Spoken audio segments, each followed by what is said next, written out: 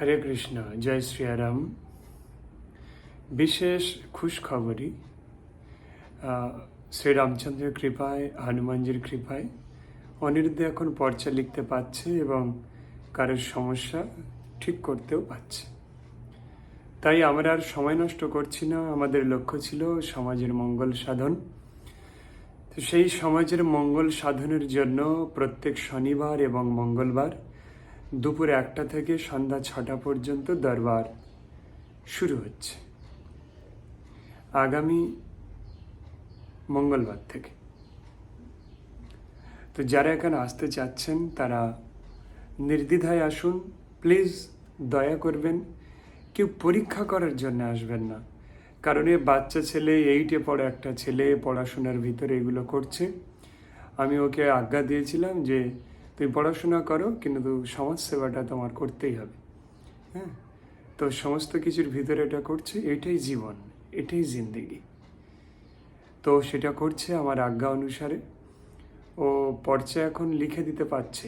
হ্যাঁ, আপনারা ভিডিওতে দেখুন, কারোর ব্যাগে একটা ঠাকুর ছিল ছোট, ওটা ওর লেখা চলে এসছে যে ব্যাগে একটা ছোট ঠাকুর কিছু আছে।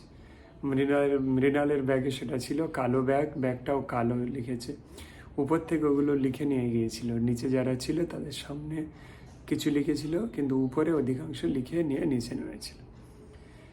এতে আমি খুব গর্বিত, আমি খুব আনন্দিত, এবং আমি চাই মানুষ সমস্ত দুঃখ যন্ত্রণা সমস্যার হাত থেকে মুক্তি পাক এবং তাদের হৃদয়ে কৃষ্ণ ভাবনামৃত শ্রী রামচন্দ্রের কৃপা লাভ হোক, এবং সেই রক্ষক রামদূত শ্রী হনুমান আপনাদেরকে অবশ্যই রক্ষা করবেন।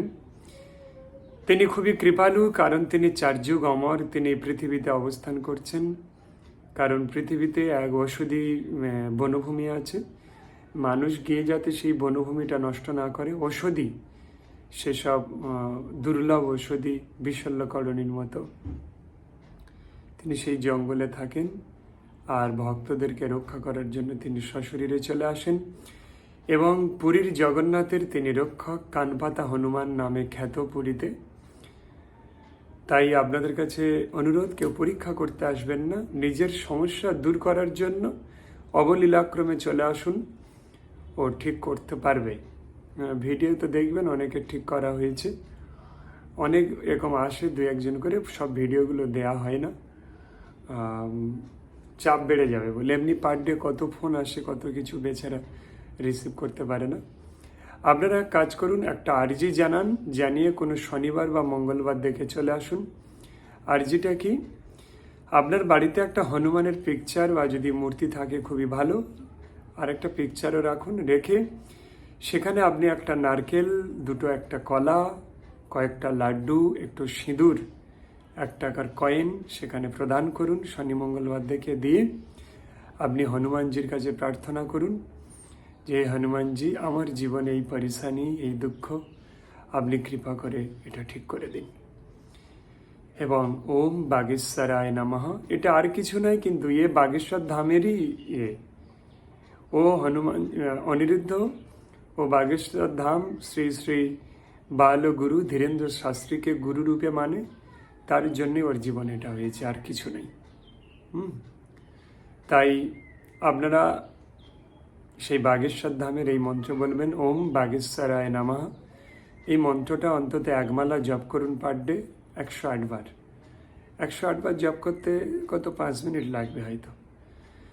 আর এখানে আসা পর্যন্ত পেঁয়াজ রসুন খাবেন না। তারপর আপনার এখানে পর্চা লেখা হবে, আপনার জীবনের যা সমস্যাগুলো সব সলভ করা হবে। কলিযুগে যতটা সম্ভব সবগুলোই হবে, কলিযুগে যতটা সম্ভব।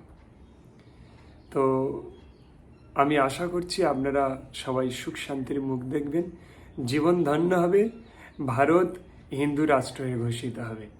কারণ ধীরেন্দ্র শাস্ত্রীর চেলা চারিদিকে তৈরি হচ্ছে। আর আপনারা অবশ্যই সহযোগিতা করুন। আর এই ছোট বাচ্চাকে ডিস্টার্ব করবেন না কেউ, দয়া করে সেই হনুমানজির কাছে প্রার্থনা করে ওর শক্তি আর বাড়ানোর চেষ্টা করবেন। হরে কৃষ্ণ। ঠিকানাটা বলি, যারা আসতে চাচ্ছেন, আপনারা শিয়ালদা থেকে নামখানা বা লক্ষ্মীকান্তপুর লোকাল ধরবেন, 1.5 ঘন্টা নেবে, জয়নগর আসবেন। অ্যাকচুয়ালি জয়নগরের পরের স্টেশন নামলে আরও কাছে হবে। জয়নগরের পরের স্টেশনে নামবেন মথুরাপুর, নেমে ওখান থেকে অটো বা টোটোতে উঠবেন, উঠে বলবেন খটির বাজার যাব, খটির বাজার। আর খটির বাজারে ঢোকার আগে একটা ডান হাতে বিল্ডার্স পড়ে, মহামায়া বিল্ডার্স, তো ওই বালি সিমেন্ট দোকান আর কি।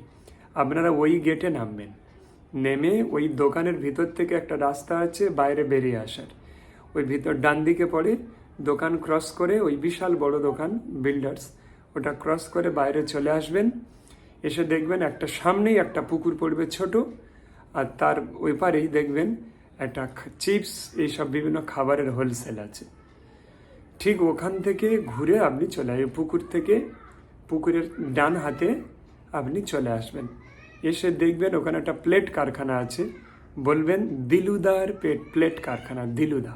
ওই খাবার দোকানে বা ওই আশেপাশে লোকজন আছে, জিজ্ঞেস করলে হবে। দিলুদার প্লেট কারখানা, ওর পাশেই দেখবেন একটা বিশাল বড় বটগাছ দেখা যাচ্ছে। ওই বটগাছের নিচেই আমাদের ছোট আশ্রম। শুরু করা হচ্ছে এইভাবে, পরে ভগবানের কৃপায় হনুমানের কৃপায় বড় হবে।